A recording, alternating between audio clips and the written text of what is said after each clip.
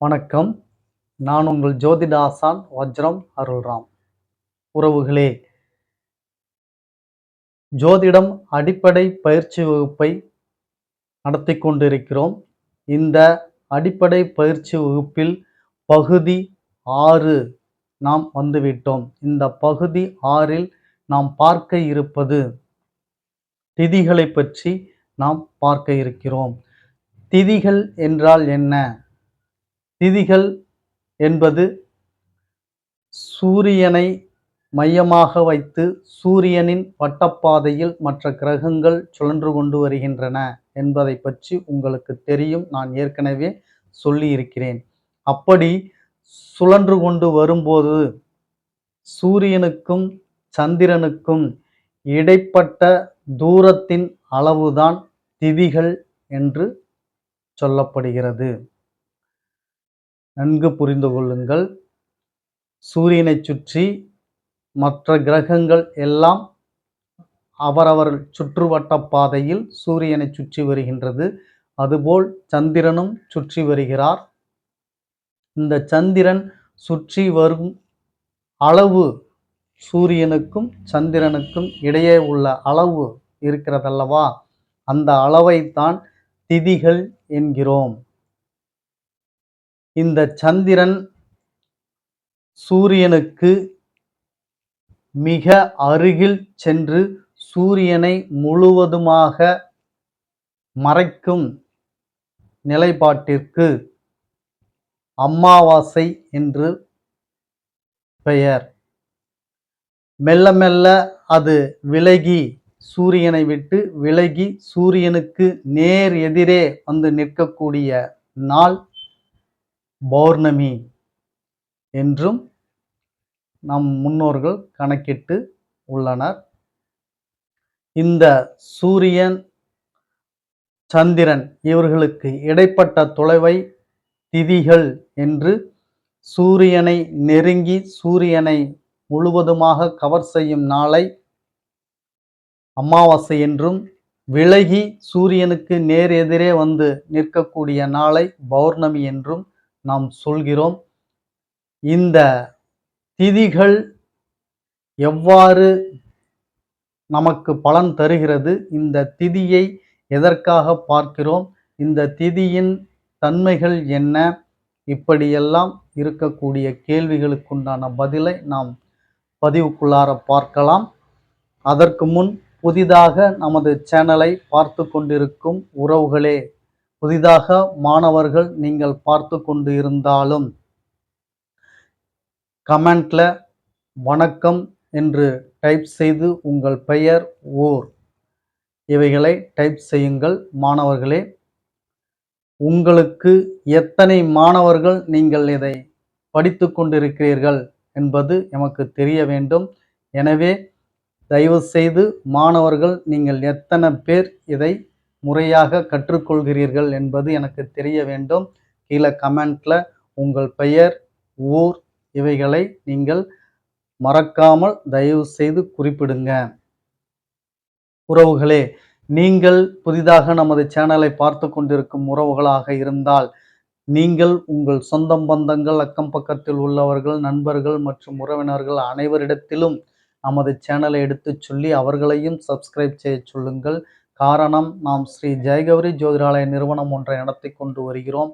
அந்த நிறுவனத்தின் வழியாக இல்லாதவர்களுக்கும் இயலாதவர்களுக்கும் ஏழை எளியவர்களுக்கும் நம்மால் முடிந்த உதவிகளை செய்து கொண்டு வருகிறோம். அது மட்டும் இல்லாமல் ஆலய பணிகளையும் செய்து கொண்டு வருகிறோம். ஹோமம் வளர்ப்பது, வேள்வி வளர்ப்பது இது போன்ற தொண்டுகளையும் செய்து கொண்டு வருகிறோம்.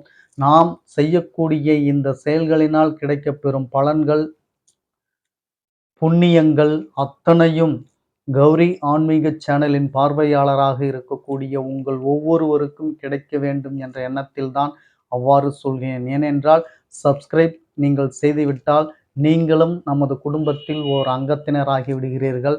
அதனால் நாம் செய்யக்கூடிய இந்த நற்காரியங்கள் கிடைக்கப்பெறும் புண்ணியங்கள் அத்தனையும் உங்களுக்கும் உங்கள் குடும்பத்தாருக்கும் சென்று அடையும்.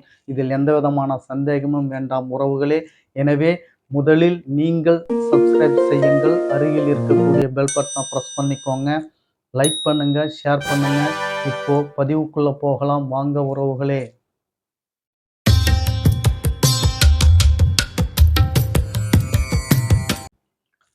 உறவுகளே, திதிகள். இந்த திதிகள் அமாவாசை, பௌர்ணமி எப்படி நிலவுகிறது என்பதை பற்றி உங்களுக்கு தெரிந்திருக்கும். நாம் அதை பார்த்தோம். மீண்டும் ஒரு முறை சொல்கிறேன். சூரியனுக்கும் சந்திரனுக்கும் இடைப்பட்ட தூரத்தை தான் திதிகள் என்று சொல்கிறோம். இந்த சந்திரன் நாளொன்று வீதமாக சூரியனை நெருங்கும் பொழுது, முழுவதுமாக சூரியனை நெருங்கி சூரியனை மறைக்கும் நாள் அமாவாசை. பின்பு மெல்ல மெல்ல விலகி சூரியனுக்கு நேர் எதிராக வரக்கூடிய நாள் பௌர்ணமி. ஒரு நாளுக்கு 12 பாகை வீதமாக சந்திரன் கடந்து வந்து 1, 2, 3, 4 என 14 நாட்கள். அதன் பிறகு 1, 2, 3 என 14 நாட்கள். இந்த திதிகளுக்கு பெயர்கள் கிடையாது. அதனால்தான் 1, 2, 3, 4 என்று சொல்கிறேன். 14 வரைக்கும் வளர்பிறை திதிகளாக, அதன் பிறகு வரக்கூடிய 14களுக்கும் தேய்பிறை திதியாக நம் முன்னோர்கள் பிரித்து கொடுத்துள்ளனர். சற்று குழப்பமாகத்தான் இருக்கும். நான் சொல்வதை நன்கு கவனித்தீர்கள் என்றால் உங்களுக்கு புரியும். 1, 2, 3, 14 வரை அப்படி என்றால் என்ன ஐயா என்று பார்த்தீர்கள் என்றால், திதிகளுக்கு பெயர் கிடையாது. நான் முன்பே சொன்னேன் அல்லவா? பௌர்ணமி, அமாவாசை இந்த 2 திதிகளுக்கு மட்டும்தான் பெயர்.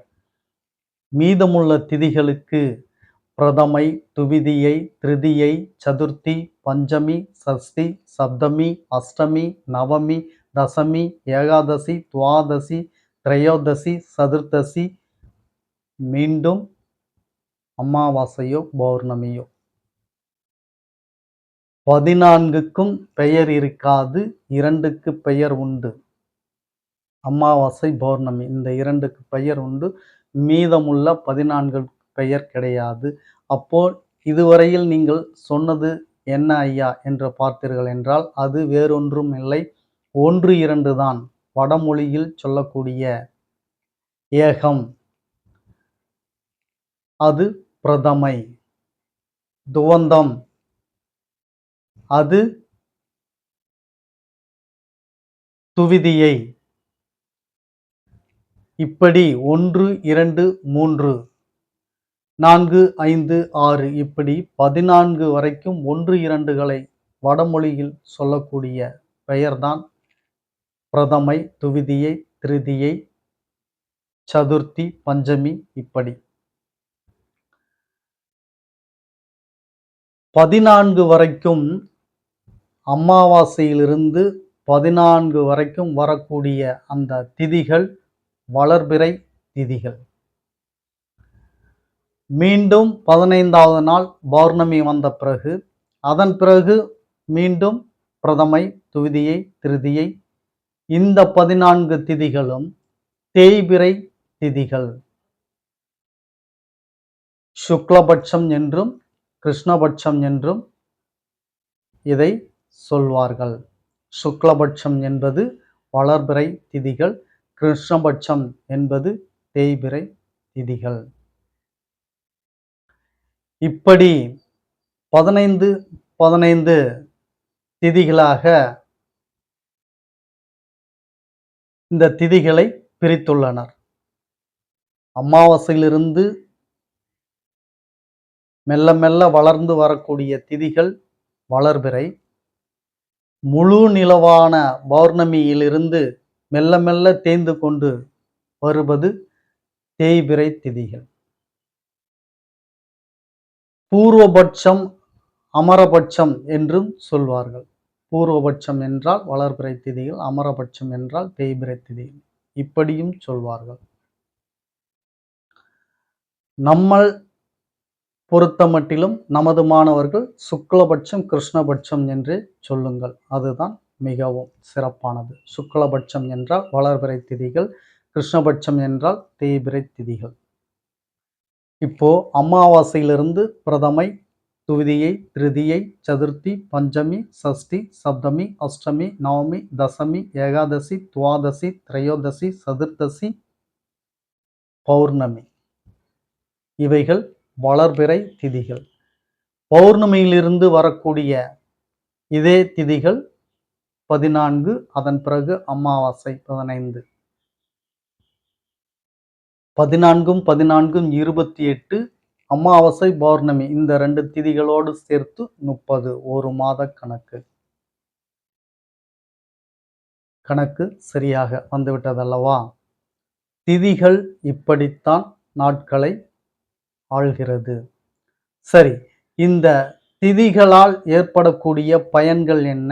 திதிகளை எதற்கு நாம் பார்க்கிறோம் என்று பார்த்தோம் என்றால், வாரத்தில் நாம் பார்த்தோம் 7 நாட்கள். அதில் சுப நாட்கள், அசுப நாட்கள் என்று நாம் பார்த்தோம். இந்த திதிகளுக்கும் அதேபோல் சுப திதிகள், அசுப திதிகள் என்று இருக்கிறது. ஒரு நல்ல திதியில், சுப திதியில் ஒரு சுப காரியங்களை செய்யும் பொழுது அது மேலும் உங்களுக்கு பெருக்கத்தையும், பலனையும், சிறப்பையும், மகத்துவத்தையும் தரும். ஒரு அசுப திதியில் நீங்கள் ஒரு சுப நிகழ்வை செய்யும் பொழுது அது தடைபடும், தாமதப்படுத்தும், பிரச்சனைக்குள்ளாகும், நடக்காமல் போய்விடும். இவ்வளவு பலம் வாய்ந்தது இந்த திதி. சரி, இந்த திதிகளில் சுப திதிகள், அசுப திதிகள் என்று எப்படி நாம் தெரிந்து கொள்வது என்று பார்த்தீர்கள் என்றால் சொல்கிறேன். சுப திதிகள் என்பது உங்களுக்கு துவாதசி, திரையோதசி, சதுர்த்தசி, பஞ்சமி இந்த திதிகள் உங்களுக்கு சுப திதிகளாகவும், அஷ்டமி, நவமி, சதுர்த்தி,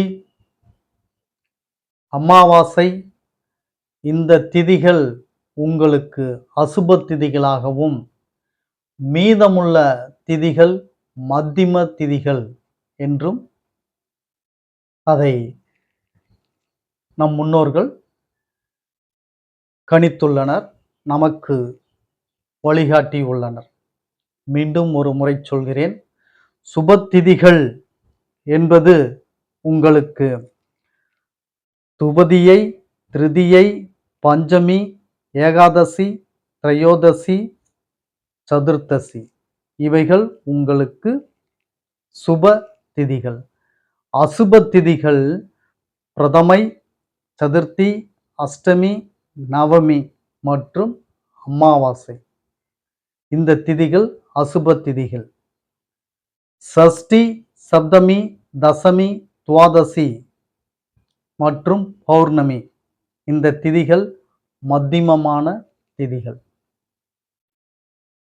இந்த திதிகளை எல்லாம் நன்கு நீங்கள் நான் சொன்னது போல நோட்டு நீங்கள் இந்நேரம் போட்டிருப்பீர்கள். இந்த நோட்டில் நீங்கள் திதிகள் பாடத்திட்டம் என்று எழுதி கொண்டு மிக அழகாக திதிகள் எத்தனை, அதில் பெயர்கள் அந்தஸ்து பெறக்கூடிய திதிகள் எத்தனை, பெயர் அந்தஸ்து இல்லாத திதிகள் எத்தனை, வளர்பிறை திதிகள் எத்தனை, தேய்பிறை திதிகள் எத்தனை, சுப திதிகள் எத்தனை, அசுப திதிகள் எத்தனை, மத்திம திதிகள் எத்தனை, இவை எல்லாம் தெளிவாக ஒவ்வொரு களமாக போட்டு எழுதி வைத்துக் கொள்ளுங்கள்.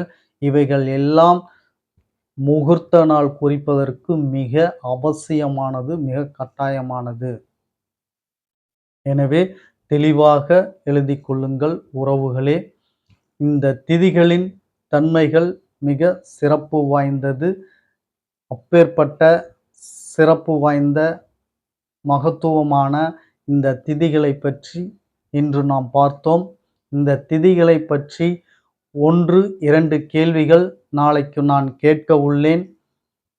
நீங்கள் எந்த அளவிற்கு பாடத்திட்டத்தை உள்வாங்குகிறீர்கள் என்பது எனக்கு தெரிய வேண்டும். அதனால் பாடத்திட்டத்தை நன்கு நீங்கள் ஒரு முறைக்கு இருமுறை பார்த்து தெரிந்து கொள்ளுங்கள். தெரிந்ததை அழகாக நோட்டில் எழுதி வைத்துக் கொள்ளுங்கள். உங்களிடமிருந்து 2 கேள்வி நாளைக்கு கட்டாயம் கேட்பேன். நீங்கள் அத்துணை பேரும் பதிலளிக்க வேண்டும் என்ற ஆசை. எல்லோரும் பதிலளியுங்கள் என்று சொல்லிக்கொண்டு, நாளை உங்களுக்கு நட்சத்திரத்தை பற்றி நாம் பார்க்க இருக்கிறோம். நட்சத்திர வகுப்பு தவறவிடாதீர்கள். எல்லோரும் பார்த்து பயன்பெறுங்கள். நாளைய பதிவில் உங்களை சந்திக்கும் வரை நன்றி, வணக்கம் சொல்லிக்கிறேன் உறவுகளே.